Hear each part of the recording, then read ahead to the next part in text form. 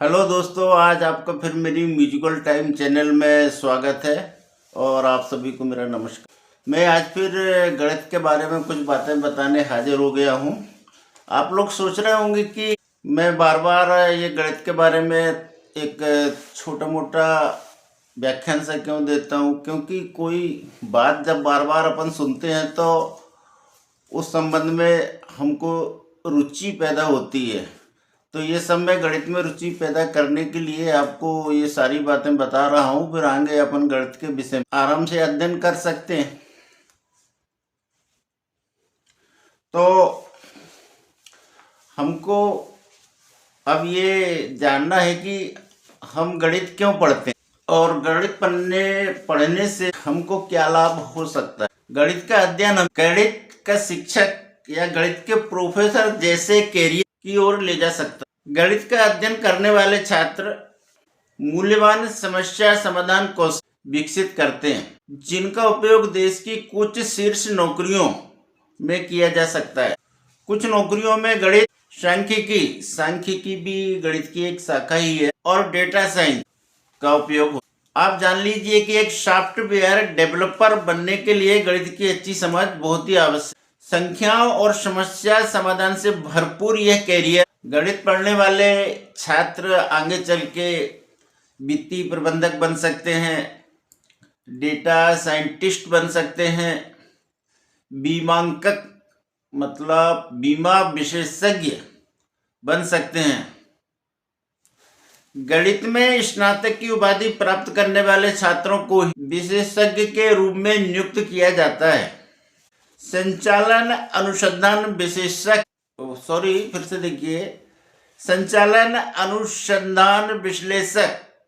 Operation research analyst और सांख्यिकी statistician जैसी नौकरियां गणित पढ़ने वाले छात्रों को मिल सकती हैं, अगर वो अपने विषय में पारंगत है। तब हर क्षेत्र में निष्कर्ष निकालने के लिए डेटा का विश्लेषण और व्याख्या करना आवश्यक होता है। सांख्यिकी विद, इंग्लिश में बोले तो सांख्यिकी विद स्टैटिस्टिशियन यही काम करते हैं, चाहे वह सार्वजनिक सुरक्षा हो, खेल हो, जनसंपर्क हो या स्वास्थ्य सेवा। आपके लिए सांख्यिकी विद के रूप में करियर विविधतापूर्ण हो सकता है।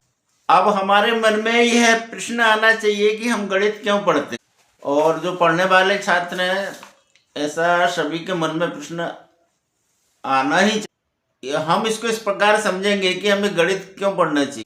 हम गणित इसलिए पढ़ते हैं क्योंकि यह समस्या समाधान, तार्किक सोच और विश्लेषणात्मक कौशल विकसित करता है, जो हमारे दैनिक जीवन जैसे पैसे का प्रबंधन, खाना बनाना, समय देखना और विज्ञान, इंजीनियरिंग, अर्थशास्त्र जैसे कई क्षेत्रों में सफलता के लिए आवश्यक है। गणित हमें दुनिया को समझने और सटीक निर्णय लेने में मदद करता है। हमें आगे यह भी सोचना चाहिए कि गणित पढ़ने के मुख्य कारण क्या क्या हो सकते हैं। जानना चाहिए, क्या मालूम होना चाहिए कि गणित पढ़ने के मुख्य कारण क्या क्या हो सकते हैं। कारण बता रहा हूं आपको। नंबर 1, समस्या समाधान और तार्किक सोच।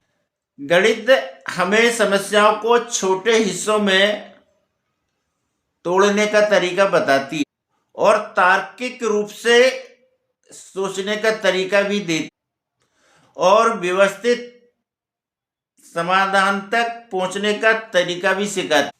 गणित के बिना विज्ञान, इंजीनियरिंग, प्रौद्योगिकी मतलब इंजीनियरिंग टेक्नोलॉजी, अर्थशास्त्र और डेटा विज्ञान सहित कई विषयों की रीढ़ ही टूट जाएगी गणित के बिना, क्योंकि गणित के बिना ये क्षेत्र विकसित ही नहीं हो सकते। गणित हमें डेटा विश्लेषण करने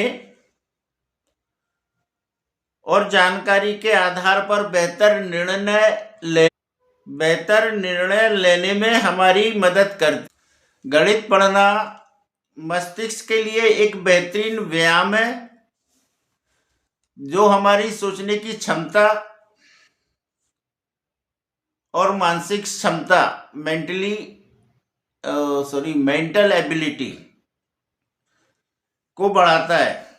गणित इस ब्रह्मांड की मूलभूत संरचना और प्राकृतिक नियमों को समझने की एक सार्वभौमिक को इंग्लिश में बोलेंगे यूनिवर्सली या ग्लोबली या वर्ल्ड वाइड भी कह सकते हैं भाषा है।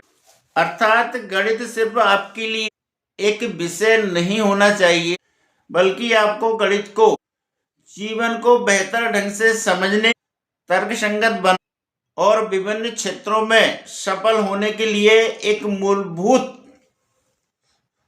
मतलब फंडामेंटली स्किल के रूप में देखना चाहिए गणित।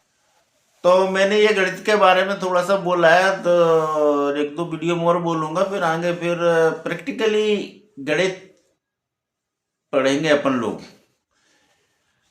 कि अंक गणित क्यों पढ़ते हैं और उसका व्यवहारिक जीवन में क्या उपयोग है,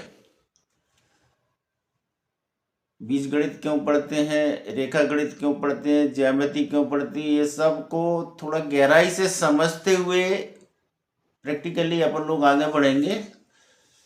अतः इस वीडियो को यही मैं समाप्त करना चाहूँगा और धीरे धीरे, जैसा कि मैं कहता हूँ कि धीरे धीरे आगे बढ़ेंगे, तो हम लोग धीरे धीरे ही आगे बढ़ रहे हैं, क्योंकि समझ बढ़ेगी तो पढ़ना और समझना दोनों आसान हो जाएगा। तो इस बात को आप ध्यान रखिए और बोरियत महसूस मत करिए, थोड़ा समझने की कोशिश करिए शब्दों को और गणित में इंटरेस्ट पैदा करिए। फिर आगे जब मुख्य टॉपिक आएगा तो गणित अपने को सरल लगेगा और उसमें रुचि भी रहेगी, तो पढ़ने में भी मजा आएगा। इन्हीं शब्दों के साथ मैं वीडियो समाप्त करता हूँ और शुभ रात्रि, आपसे विदा लेता हूँ।